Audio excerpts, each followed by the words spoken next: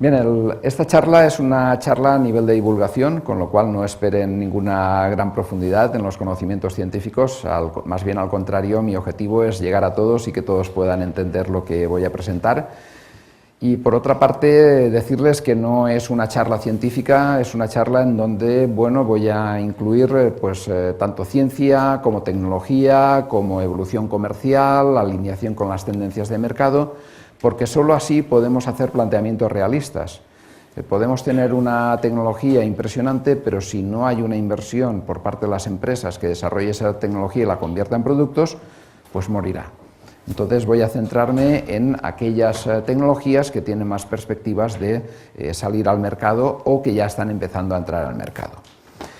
Bien, en primer lugar voy a hablar muy brevemente de la evolución de las tecnologías de la información. Creo que es algo de todos conocido, que durante décadas estas tecnologías han progresado de forma espectacular. Algunos de ustedes habrán utilizado las perforadoras de fichas, algunos se acordará de los minicomputadores que requerían uno o varios armarios para almacenar pues, un procesador de 16 bits y una pequeña capacidad de memoria y algunos discos, los primeros ordenadores personales, portátiles, móviles de última generación, con lo cual tenemos dispositivos cada vez más potentes, más ligeros, que ocupan menos y que tienen un menor consumo de energía, algo muy importante.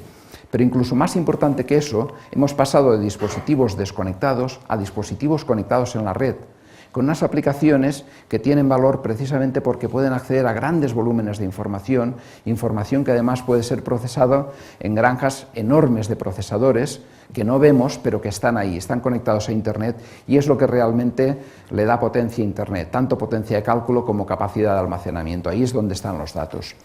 Estos son los servidores en los que he desarrollado la mayor parte de mi investigación, precisamente, como comentaba antes Javier, en la interconexión entre estas máquinas. Y ahí seguimos trabajando porque estas granjas son cada vez de mayor tamaño y se están desarrollando nuevas aplicaciones en donde para que un usuario lance una petición a través de Internet, pues ahora ya hay aplicaciones que requiera que haya miles de procesadores atendiendo cada petición. Y eso requiere unas velocidades de respuesta enormes. Se producen problemas de contención en esas redes y es lo que estamos en estos momentos desarrollando soluciones, estandarizándolas con estándares de IEcubo y, lamento decir, porque esta es la triste realidad, no con empresas españolas, sino con empresas chinas, porque es donde está el capital en estos momentos. Bien, entonces, ¿qué es lo que ha permitido todo este desarrollo? El elemento clave, el transistor. El transistor es lo que ha permitido todo este gran avance. Hay una diferencia enorme de los primeros transistores, de cuando se inventó el primer transistor, a los transistores actuales. Los transistores actuales que más se utilizan son los transistores MOS, denominados así porque es una capa de metal, un óxido o un aislante y un semiconductor. Y la gracia que tienen estos transistores es que con una tensión y prácticamente sin consumo de corriente, es decir, con muy poco consumo de energía, podemos controlar una resistencia aquí, o por tanto el paso de corriente, y de esa forma conseguimos gobernar señales lógicas con un consumo prácticamente nulo, pero no totalmente nulo, de energía. Hay familias como la familia CMOS, que es la que finalmente se ha impuesto. ¿Por qué? Pues porque en las puertas lógicas tienen transistores complementarios, de ahí lo de la C, de complementarios, y gracias a esta complementariedad, cuando uno conduce, el otro no conduce, de tal forma que prácticamente no hay paso de corriente. Y esto es lo que de nuevo ha permitido tener consumos de energía muy bajos y seguir aumentando en escala de integración y seguir haciendo chips cada vez con más transistores, pero con consumos aquilatados de energía. Esto es lo que ha permitido es pasar desde placas en donde un procesador ocupaba una placa entera, a tener un procesador en un chip y a tener múltiples procesadores o múltiples núcleos de procesamiento en cada chip. Han hablado antes algunos de ustedes de la ley de Moore. No es una ley, es una observación de una evolución comercial en donde Gordon Moore pues, observó cuál era la escala de integración durante los primeros años de existencia de esta tecnología y vio que aproximadamente el número de transistores se duplicaba cada 2 años. Esta tendencia ha seguido observándose con el paso de los años y si representamos, como ya digo, se duplica, representamos el número de transistores con una escala logarítmica, pues entonces tenemos una línea aproximadamente recta en donde podemos ver que diferentes productos comerciales, aquí no hablo de teoría, productos comerciales más o menos siguen esa tendencia. Como decía antes, no es una ley física, es simplemente una observación, pero esa observación ha sido importantísima porque ha sido la referencia que han utilizado los diferentes fabricantes y a la cual se han intentado adherir y seguirla lo más fielmente posible. Para ello han tenido que hacer auténticas maravillas tecnológicas, porque los diferentes fabricantes tienen sus hojas de ruta, Intel, Samsung, cualquier fabricante tiene sus propias hojas de ruta, y no solamente han tenido que mejorar la tecnología para fabricar chips más pequeños, con dificultades como por ejemplo, cuando llega un momento en que el tamaño de un transistor es más pequeño que la longitud de onda de la luz que se utiliza, ¿qué se puede hacer? ¿Se puede reducir la longitud de onda? Sí, pero entonces resulta que las lentes se vuelven opacas a esa longitud de onda. ¿Qué se puede hacer entonces? Pues por ejemplo pasar a utilizar espejos, pasar a utilizar técnicas de interferencia para conseguir mayor resolución sin reducir la longitud de onda. Pero también en los dispositivos han tenido que hacer auténticas maravillas. Por ejemplo, ¿qué pasa con esa capa aislante que les decía antes cuando resulta que el espesor del dióxido de silicio llega, por ejemplo, a 3 moléculas solamente? Pues que ya no aísla suficiente y hay demasiadas corrientes de fugas. Y han tenido que buscar otros materiales que tenían más de 200 veces más capacidad de aislamiento que el dióxido de silicio. ¿Qué ocurre cuando con transistores tan pequeños no se puede gobernar bien el canal, porque el campo electrostático no gobierna bien el paso de electrones por el canal? Han tenido que recurrir a geometrías en donde la puerta literalmente abraza al canal, con un canal muy estrecho, para que con el campo eléctrico tenga el efecto deseado sobre ese canal. ¿Qué ocurre? Que con canales tan estrechos pasa muy poca corriente. Bueno, pues ponen varios canales en paralelo, como pueden ver aquí. Aquí tienen una microfotografía de transistores recientes. Entonces ha cambiado muchísimo el diseño de los transistores para poder seguir integrando cada vez más transistores en un chip, haciéndolos cada vez más pequeños y consumiendo menos energía. Ahora bien, ¿qué ocurre? Que estamos tocando techo. La ITRS, que es el organismo internacional que identifica los retos y necesidades de la industria de semiconductores, tradicionalmente pronosticaba lo que iba a ocurrir durante los próximos 15 años. Ahora ya solamente se atreven con 8 y no se atreven a pasar de una tecnología de 5 nanómetros. ¿Por qué? Porque ya hay efectos cuánticos que introducen incertidumbre y ya no saben qué es lo que va a ocurrir con esas tecnologías. Están utilizando simuladores complejísimos que simulan incluso los efectos cuánticos, o sea, no crean que simplemente se desprecian los efectos cuánticos y a ver qué ocurre, no, están modelándolos también, pero a pesar de ello llega un momento en que no ven la forma de fabricar transistores más pequeños. Han probado otros materiales, se están estudiando otros materiales en estos momentos también, pero ¿qué ocurre? Hay un aspecto que es fundamental y es el económico. Después de décadas de inversión de enormes cantidades de dinero en tecnologías que se han ido depurando y con otras tecnologías que se han descartado por el camino, como los transistores bipolares, hemos llegado a la tecnología CMOS actual. Si queremos cualquier otra tecnología que llegue a los niveles de desarrollo de la tecnología CMOS actual, habrá que invertir unas cantidades enormes de dinero durante mucho tiempo para llegar siquiera a igualarla. Y esto es un gran obstáculo para cualquier tecnología alternativa. No solamente tenemos el límite impuesto por la escala de integración, al cual ya estamos, ya digo, casi tocando techo, sino que hay otro límite que ya apareció hace unos 15 años aproximadamente, que es el límite impuesto por la disipación de energía. Por la necesidad, o sea, tanto por el consumo de energía, que afecta, por ejemplo, a la duración de las baterías, etcétera, como a la disipación de calor, que hace que se puedan quemar los chips, ¿no? Si representamos de nuevo en escala logarítmica, con el paso del tiempo o con el avance en la tecnología, como pueden ver aquí, cuál es la densidad de calor generada en vatios por centímetro cuadrado, podemos ver cómo los diferentes chips a lo largo del tiempo pues, han ido cada vez generando más densidad de calor hasta llegar a acercarse al calor producido por una planta nuclear. Esta gráfica se volvió muy famosa porque en la misma escala ponían una planta nuclear, la tobera de propulsión de un cohete y la superficie del Sol. Pero es que en densidad de calor estamos ahí, ¿de acuerdo? Estamos ya a un factor aproximadamente 2 de lo que disipa una central nuclear por unidad de superficie. Entonces, ¿cómo evacuamos esas cantidades tan enormes de calor? Bueno, lo que han hecho los fabricantes, aunque, como comentaba antes, se están investigando tecnologías de refrigeración líquida, hacer pasar líquido incluso por dentro del encapsulado para refrigerar los chips directamente, pero esas tecnologías son caras y lo que más se utiliza a nivel comercial es la refrigeración por corriente de aire forzado, y con eso llegamos aproximadamente a unos 100 vatios por centímetro cuadrado, y ese es básicamente el tope. Aquí podemos ver una gráfica en donde vemos la evolución no del calor, no de la escala de integración, sino de las prestaciones relativas a una máquina, el VAX 11780, que es una máquina muy conocida en su momento, digamos, prestaciones relativas a esa máquina con el paso de los años. Podemos ver que hay una época de un par de décadas aproximadamente en donde el crecimiento fue de más del 50% de incremento de potencia de cálculo por año.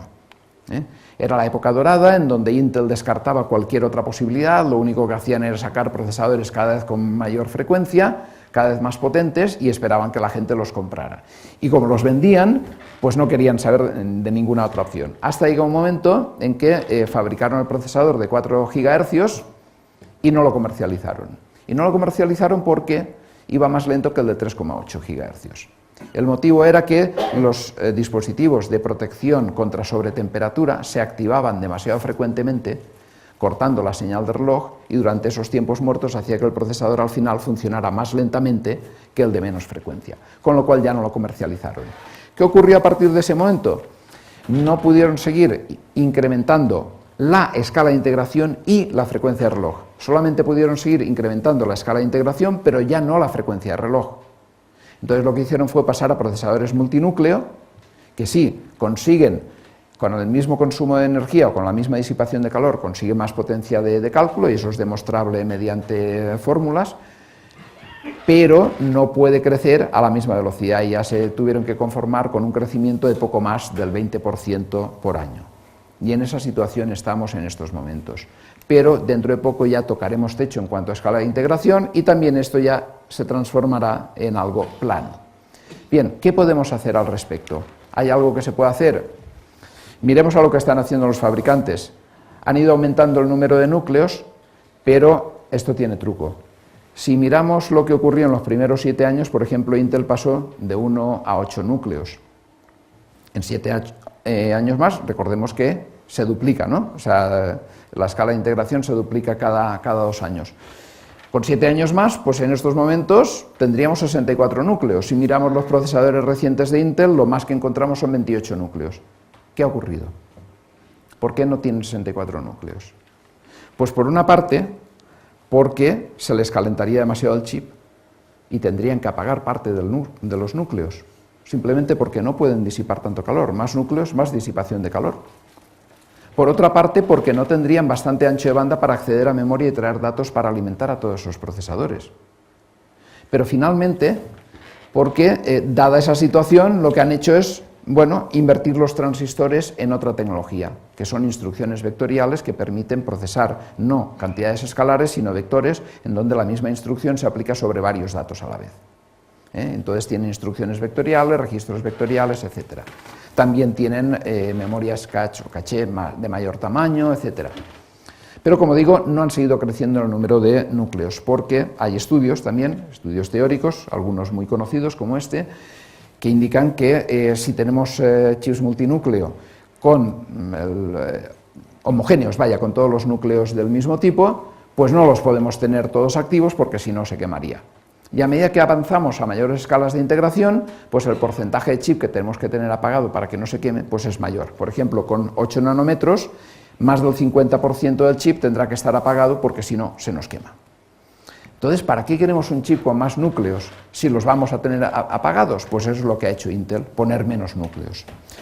Claro, pero con eso no aumentamos más las prestaciones. ¿Qué podemos hacer? ¿Existe alguna alternativa tecnológica? Voy a mencionar una que no es alternativa, pero que suena mucho, que son los computadores cuánticos. Los computadores cuánticos, en estos momentos, pues hay una serie de empresas que están invirtiendo muchísimo dinero, entre ellas Intel, que está invirtiendo decenas de millones de dólares en computadores cuánticos, pero la realidad es que los qubits en estos momentos tienen una fiabilidad muy baja, Se requieren muchos qubits físicos para formar un qubit lógico suficientemente fiable con una serie de técnicas de corrección de errores cuánticos. Tienen que trabajar a temperaturas cercanas a los 0 Kelvin y lo peor de todo es que la programación es complejísima y solamente sirve para determinados algoritmos. Hay un algoritmo que se hizo muy famoso, que es el algoritmo de Shor, que permitía pues, romper claves criptográficas y a partir de ahí todos pensaron, uy, esto va a ser una auténtica maravilla. No. Hay determinados algoritmos para los cuales se consigue un incremento de velocidad exponencial, pero son muy poquitos los algoritmos en los que se consigue ese tipo de mejora. Entonces, salvo esos algoritmos, pues no aportan ninguna gran ventaja. Ahí tenemos uno de los laboratorios de IBM, en donde básicamente son pues, toda una serie de instrumentos, un refrigerador que consigue tener temperaturas cercanas al 0 Kelvin, y toda una serie de instrumentos para poder gobernar cada uno de los qubits de forma directa. Es decir, a diferencia de un chip convencional en donde los transistores se conectan unos a otros y no tenemos acceso directo desde el exterior a todos los transistores, aquí tienen todavía que controlar cada qubit independientemente. Aquí tienen una imagen de un chip de Intel de 17 qubits, lo enviaron a una de las universidades que trabaja en estos temas, que es a Delft, en Holanda. Allí, según me dijeron hace unos días, pues parece que la mayoría de los qubits estaban defectuosos, no funcionan, pero bueno, al menos en la prensa sale que están haciendo algo. Aquí tienen imágenes del computador que está construyendo Google, anunciaron 49 qubits, pero todavía no lo han terminado, aunque estaba anunciado para el año pasado, y en última instancia lo que está viendo todo el mundo es que no va a haber computadores cuánticos, sino que va a haber aceleradores cuánticos que pueden estar conectados a un procesador de una granja, a la cual se accede a través de la nube, y de esta forma no tenemos problemas porque obviamente no podemos meternos un congelador que trabaje a 0 Kelvin en el bolsillo porque no nos cabe, es demasiado grande, pero si lo conectamos a un servidor en la nube, sí que podremos desde nuestro teléfono móvil a través de la red acceder a esos dispositivos. Igual que estos aceleradores, pues hay otros aceleradores que mencionaré posteriormente que hacen el mismo papel. Bien, el mayor problema que tienen los procesadores cuánticos es la escalabilidad, cómo conseguir qubits suficientemente pequeños, y el otro es la fiabilidad, ¿no? Lo ideal sería que se pudieran integrar esos qubits con lógica convencional para acceder a ellos en algo parecido a un chip actual, y hay algunos investigadores que están trabajando en ello. Aquí tienen la referencia, por ejemplo, estos investigadores están trabajando en ello. Pero aunque algunos dicen que con unos 50 qubits ya se consigue la supremacía cuántica, es decir, que un ordenador cuántico sea más potente que un ordenador convencional, lo bien cierto es que las personas que están invirtiendo, estos son investigadores, estos son los que están invirtiendo, Mike McBurney de Intel, hablan de 1 millón de qubits o más para poder tener una cierta relevancia comercial. Los investigadores son más realistas y dicen, no, perdona, es que no son fiables, vamos a tener que poner del orden de 50 qubits físicos por cada qubit lógico para que aquello funcione con una fiabilidad razonable, por tanto, 2 órdenes de magnitud más. Entonces ya nos vamos a 100 millones de qubits para poder hacer algo que tenga algún interés. Estamos muy lejos de esto todavía. Entonces, ¿qué podemos hacer mientras tanto? La solución, que ya se está empleando en la industria desde hace algo más de una década y que sigue extendiéndose a nuevos tipos de dispositivos, son los aceleradores. ¿Y qué son aceleradores? Bueno, pues la cosa empezó con las tarjetas gráficas. Hay jugadores que les encanta jugar a juegos muy sofisticados y con gráficos de muy alta calidad, y hay muchos de estos en todo el mundo, y hay fabricantes que fabrican tarjetas gráficas extraordinariamente potentes, tanto que son mucho más potentes que un procesador convencional. Entonces, esas tarjetas gráficas, con muy pequeñas modificaciones, se pueden utilizar como aceleradores de cálculo, y eso es lo que han hecho las empresas que fabrican esas tarjetas, fabricar versiones que se utilizan como aceleradores de cálculo y librerías numéricas para permitir acceder a estos dispositivos de forma directa. Estos son las GPUs o dispositivos basados en tarjetas gráficas. Hay más alternativas, por ejemplo, hay unos dispositivos que son hardware configurable. O sea, es un chip que en lugar de tener un circuito fijo, pues un circuito que se puede configurar. Se vuelca ahí una serie de bits de configuración y cambiamos la configuración del circuito y el circuito hace otra función. Estos dispositivos existen desde hace décadas, se han propuesto muchas veces como aceleradores de cálculo, han tenido poco éxito hasta el momento, Pero parece que la cosa está cambiando. De hecho, de las dos grandes empresas que había de fabricación de estos dispositivos, Altera y Xilinx, curiosamente Intel compró una de ellas.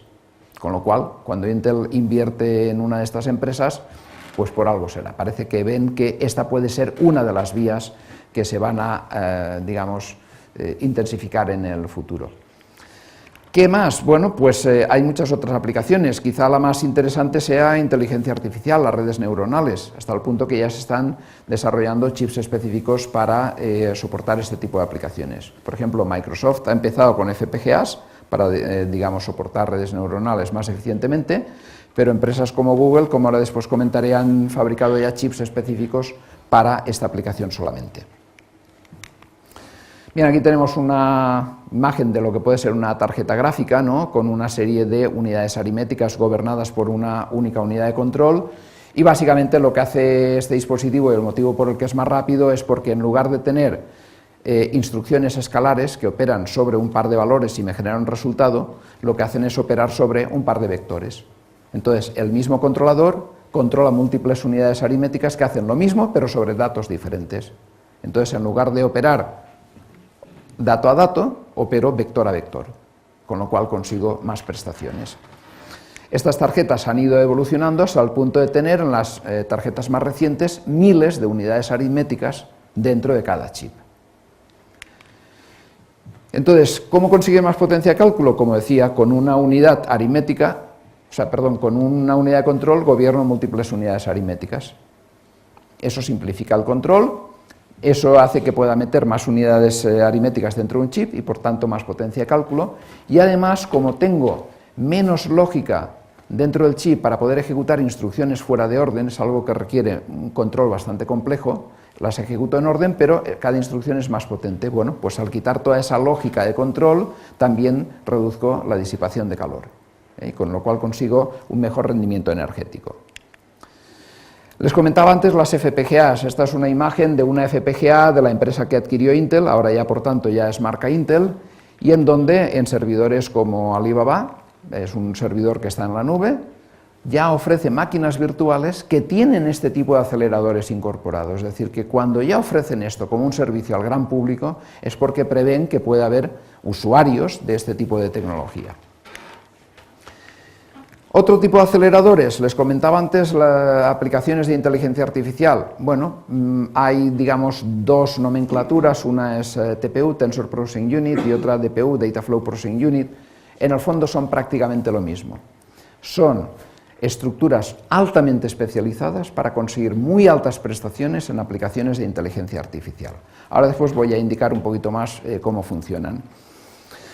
Para los que no sepan cómo funciona una red neuronal, bueno, es un poco difícil explicarlo en un minuto, pero básicamente digamos que cada neurona lo que hace es multiplicar una serie de entradas, consideremos que son números reales, por una serie de pesos y sumarlo.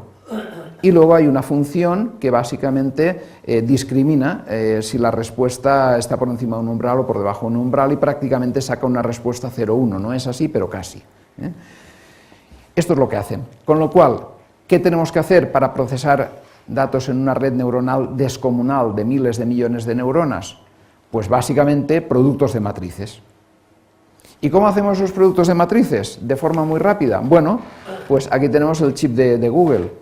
Lo que han hecho ha sido, en lugar de tener un procesador convencional con unas pocas unidades aritméticas o una unidad basada en un procesador gráfico con miles de unidades aritméticas, lo que han hecho ha sido un chip que tiene una matriz de 256 por 256 multiplicadores y sumadores, es decir, 65.000 y pico unidades aritméticas, cada una de las cuales tiene un multiplicador y un sumador. Pero no solamente eso, sino que las 65 operan a la vez y cada ciclo de reloj este chip multiplica y suma 65.000 valores. Entonces, cada ciclo de reloj hace 65.000 sumas más multiplicaciones. Claro, con este tipo de, digamos, de paralelismo, obviamente consiguen unas prestaciones hasta ahora impensables. ¿Y cómo pueden hacer esto? ¿Cómo alimentamos los datos? Porque antes hemos hablado de las limitaciones de acceso a memoria, de que no tenemos suficiente ancho de banda de memoria para alimentar los procesadores actuales. ¿Cómo resolvemos esto? Pues de una forma bastante curiosa. Es una investigación que se hizo durante más de una década, se trabajó en este tipo de planteamientos y en donde es muy sencillo. Si piensan en lo que es una multiplicación de matrices, verán inmediatamente que cada fila de la primera matriz se ha de multiplicar por todas las filas de la segunda matriz. Por tanto, ¿por qué leer esa primera fila cada vez de memoria o cada vez de algún nivel de almacenamiento, cada vez que vamos a multiplicar por una de las columnas de la otra matriz? Lo ideal sería que la leyésemos una sola vez de memoria y que fuéramos paulatinamente multiplicando por todas las columnas de la otra matriz, sin tener que volver a leerla de ninguna memoria. Pues bien, esto es lo que hacen estos chips. De aquí van leyendo, de esta memoria van leyendo las diferentes filas de una matriz, todas a la vez. Es decir, leen 256 filas y las van introduciendo por esta matriz. Al mismo tiempo, de esta otra memoria se leen 256 columnas que se van introduciendo en vertical. Y a medida que van avanzando las filas y las columnas, donde coincide un elemento de una fila con un elemento de una columna, se hace la multiplicación y la acumulación correspondiente. Luego ese dato avanza a la siguiente columna y se multiplica por el otro dato y así sucesivamente. Es decir, que los datos se van moviendo por esa matriz y ciclo a ciclo van avanzando hasta que en 256 ciclos hemos procesado todo. Pero es que cada ciclo entramos unos nuevos datos de una nueva matriz, con lo cual el resultado es que hacemos efectivamente 65.000 y pico operaciones por cada ciclo de reloj, consiguiendo unas potencias de cálculo que hasta ahora eran impensables. Aquí tenemos, por ejemplo, en una red neuronal las predicciones por segundo para una aplicación concreta que se pueden conseguir con un procesador convencional, con aceleración, con una tarjeta gráfica, que viene a ser, pues bueno, de 5.000 a 13.000, no llega a un factor de 3 veces más rápido. Esto tengan en cuenta que es a escala logarítmica, y ya con este tipo de aceleradores que he mencionado, 225.000. Es decir, estamos hablando de unos chips muchísimo más rápidos, aunque solo sirven para ese tipo de aplicaciones. Pero no solamente son muchísimo más rápidos, sino que además son mucho más eficientes energéticamente, porque la lectura de datos de memoria, el movimiento de los datos consume energía. Entonces, si cuando leemos los datos aprovechamos que los hemos leído para hacer todas las operaciones una detrás de otra y no tenemos que volverlos a leer de memoria, pues ahorramos mucha energía. Con lo cual, si una unidad aritmética o un procesador convencional tiene un consumo de referencia unidad, resulta que una tarjeta gráfica es unas 3 veces más eficiente energéticamente y estos chips son más de 80 veces más eficientes energéticamente. Bien, aquí tenemos, vemos que no solamente Google está, digamos, comercializando este tipo de chips, Intel también está sacando sus propios chips, e incluso Intel está yendo más lejos y está investigando en otro tipo de chips en donde no necesariamente utilizamos lógica convencional para hacer las operaciones, sino que podemos incluso hacer operaciones con circuitos analógicos. Entonces, estos son los llamados chips neuromórficos. Intentan emular el funcionamiento de las neuronas pues, con voltajes y tal, no de forma digital, por supuesto con lógica digital para controlarlos, y en donde esperan conseguir pues, también buenos resultados. ¿Cuál de estas tendencias será la que se implantará? Pues no se puede decir a priori, pero lo que está claro es que los fabricantes están buscando diferentes alternativas para acelerar diferente tipo de aplicaciones, buscando mayor potencia de cálculo, mejor rendimiento energético o mayor eficiencia energética en los cálculos, en las unidades de procesamiento, para aplicaciones concretas.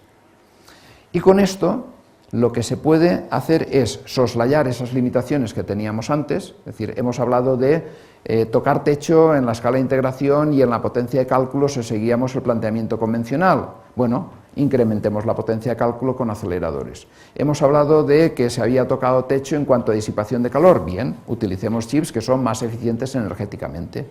Y con esto podemos conseguir mucho mayores potencias de cálculo con menores consumos de energía. ¿Qué más se puede hacer? Bien, esto es lo que se puede hacer de cara al futuro.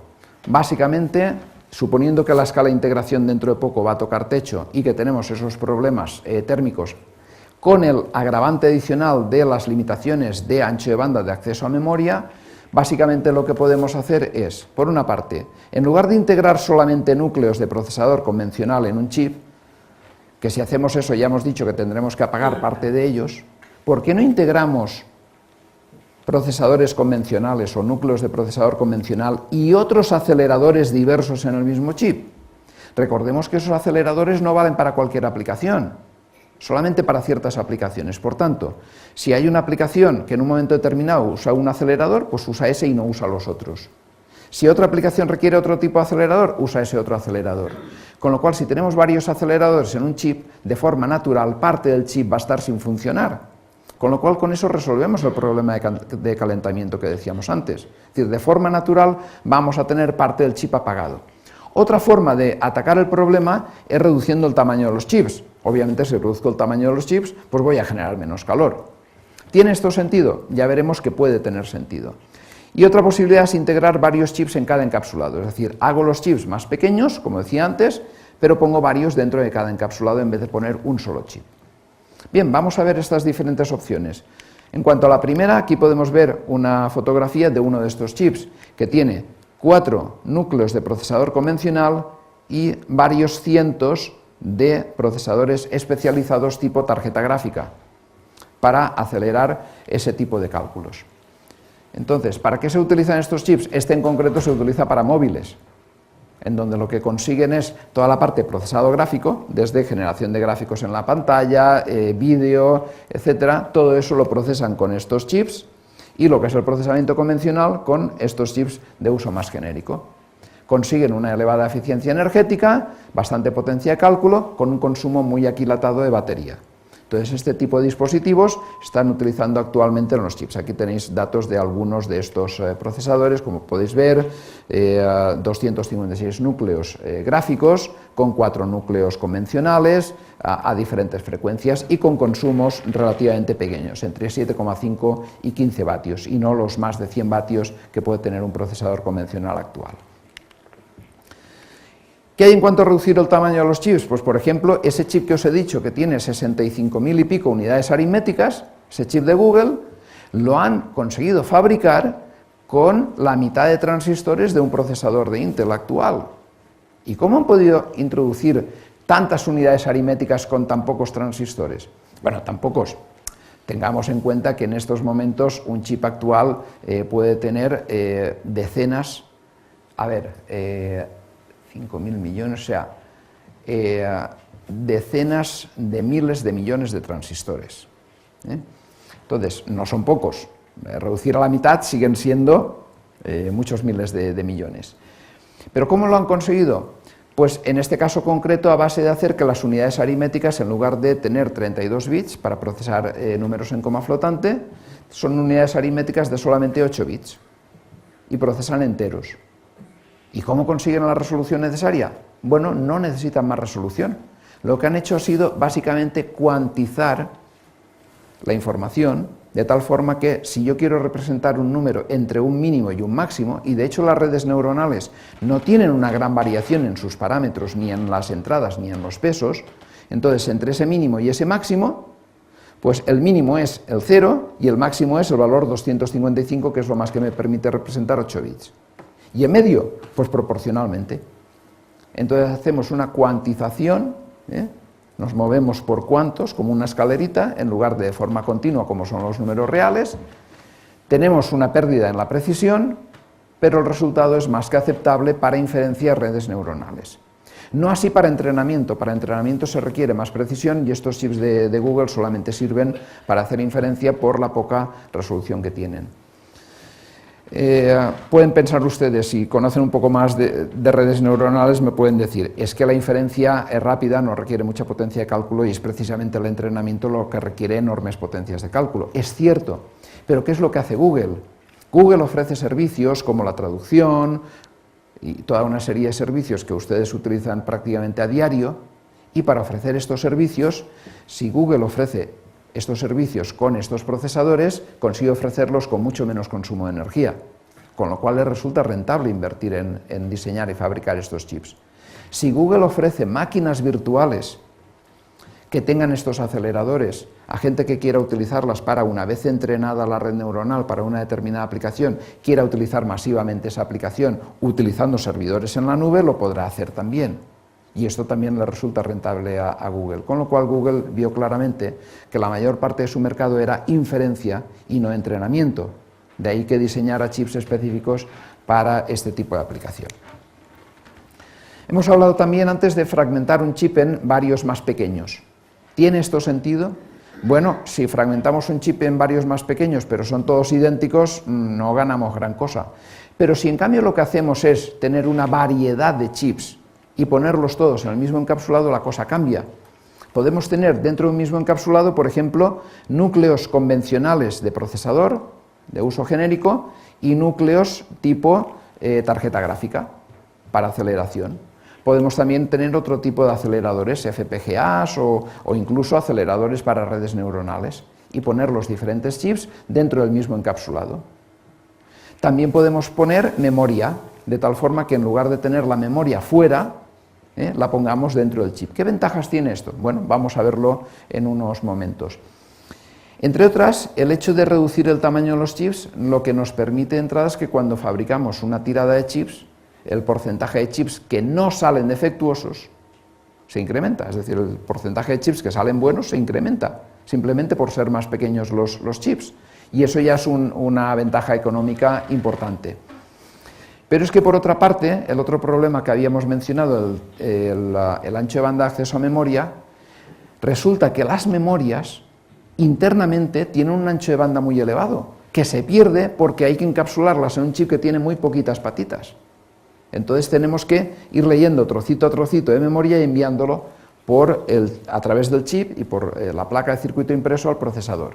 Si nosotros ponemos esa estructura de chip dentro del propio encapsulado, podemos llevar mucha más información en paralelo desde la memoria hasta los procesadores, con lo cual tenemos muchísimo más ancho de banda de memoria. Podemos perfectamente multiplicar por más de 10 el ancho de banda de memoria. Bien, pues esto es lo que han hecho los fabricantes. Paso directamente a esta imagen, en donde pueden ver sobre un sustrato, en lugar de poner directamente encima un chip, ¿qué es lo que han hecho? Poner aquí un separador, que ahora diré qué función hace, y luego encima poner un chip, por ejemplo, un acelerador tipo tarjeta gráfica, varios chips de memoria apilados uno encima de otro, y esta capa intermedia es simplemente una capa de silicio pasivo, no tiene lógica, quiero decir, no tiene circuitos lógicos, y lo único que tiene son capas de metalización y taladros que pasan de una parte a otra para conectar las capas de metalización de una cara con las capas de metalización de la otra cara. Y de esta forma conectamos lo que serían las patitas del encapsulado, lo que vemos desde fuera, se conecta a los diferentes chips a través de esta capa que distribuye las conexiones a donde haga falta que lleguen y además conecta directamente la memoria con los dispositivos de cálculo que haya dentro del encapsulado y que vayan a utilizar esta información almacenada en memoria. Podemos tener solamente un chip de cálculo o podemos tener, como decía antes, varios, uno de uso genérico, otro aceleración basada en tarjeta gráfica, aceleradores para redes neuronales, etc. ¿Tiene sentido apilar los chips? ¿No se nos calentarán demasiado? Bueno, si apiláramos varios chips tipo GPU, sí, se nos calentarían demasiado y se podrían quemar. Pero aquí lo que estamos apilando son chips de memoria que no se calientan demasiado y esto sí que es factible apilarlos. Y entonces de esta forma conseguimos dentro de un mismo encapsulado tener una variedad de chips de procesamiento, tener además la memoria dentro de ese mismo encapsulado y, como os decía antes, no solamente tenemos un recorrido mucho más corto que hace que el tiempo de acceso a memoria sea más corto simplemente por propagación de las señales eléctricas, que como saben, por mucho que les parezca que la velocidad de la luz es rapidísima, simplemente por darles un ejemplo, con las tarjetas de comunicaciones actuales a 200 gigabits por segundo y teniendo en cuenta que la velocidad de transmisión viene a ser 2/3 de la velocidad de la luz, inyectamos un bit, cuando venimos a inyectar el bit siguiente, ¿saben cuánto ha recorrido el primer bit a 2/3 de la velocidad de la luz? Solamente 1 milímetro. Es decir que estamos hablando de frecuencias de transmisión elevadísimas Y por tanto es muy importante que la distancia sea lo más corta posible para tener tiempos de acceso rápidos, pero que además, como os decía, el hecho de tener la memoria integrada dentro del encapsulado permite que llevemos muchas más líneas en paralelo y por tanto tengamos anchos de banda muchísimo más elevados dentro del chip.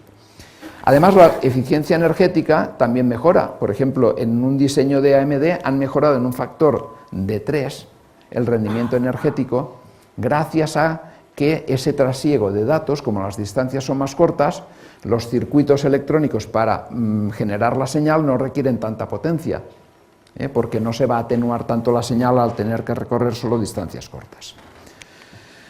Bien, entonces, resumiendo, tenemos tecnologías de interposición de silicio, que es una tecnología muy prometedora para integrar múltiples chips dentro de un mismo encapsulado. Podemos tener tecnología de apilado de memorias en 3D, que todos ustedes vienen utilizando desde hace ya mucho tiempo con las memorias que todos utilizan, las memorias flash, utilizan esa tecnología para conseguir mayores capacidades. Lo que pasa es que no sabíamos que apilaba varios chips dentro de cada encapsulado, pero ahora ya se está utilizando en tarjetas gráficas de altas prestaciones, etcétera, por las ventajas que he mencionado. Y finalmente, hay quien piensa que en lugar de tener un solo chip de procesamiento se pueden poner varios chips de procesamiento, unos genéricos, otros aceleradores, múltiples pilas de memoria 3D, todo dentro del mismo encapsulado con una interconexión especializada y de hecho hace unos meses estuve asesorando a un ingeniero de California pues precisamente para desarrollar un estándar de comunicaciones para una red dentro del encapsulado para interconectar todos estos dispositivos.